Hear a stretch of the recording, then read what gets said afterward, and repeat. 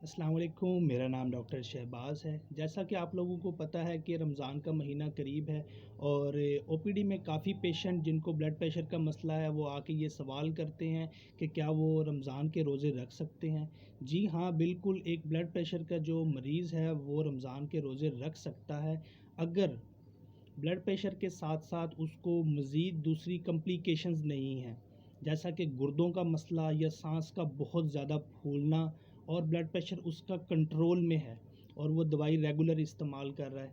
अभी रमज़ान को कुछ दिन बाकी हैं, तो ब्लड प्रेशर के मरीज़ों को चाहिए कि वो ब्लड प्रेशर का रिकॉर्ड रखना शुरू कर दें।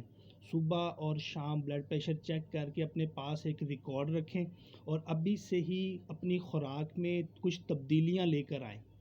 और कुछ ब्लड प्रेशर के मरीज़ हैं जो दवाई सुबह के टाइम इस्तेमाल करते हैं और शाम के टाइम इस्तेमाल करते हैं, तो वो सहरी के बाद इस्तेमाल कर सकते हैं सुबह की जो मिक़दार है दवाई की, और जो शाम को है वो अफ्तारी के बाद इस्तेमाल कर सकते हैं।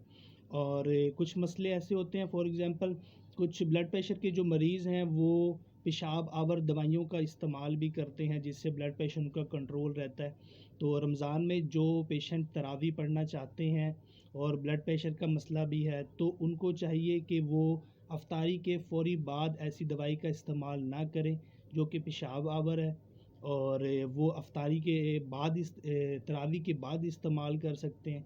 तो ये कुछ एहतियाती तदाबीर हैं, अगर जिनको मद्देनज़र रखा जाए तो ऑटोमेटिकली वो ब्लड प्रेशर कंट्रोल रहेगा और वो रमज़ान के रोज़े बड़ी आसानी से रख सकते हैं।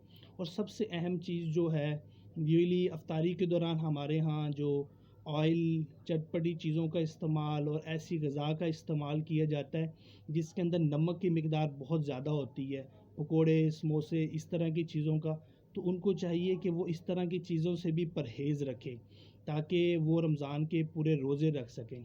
शुक्रिया।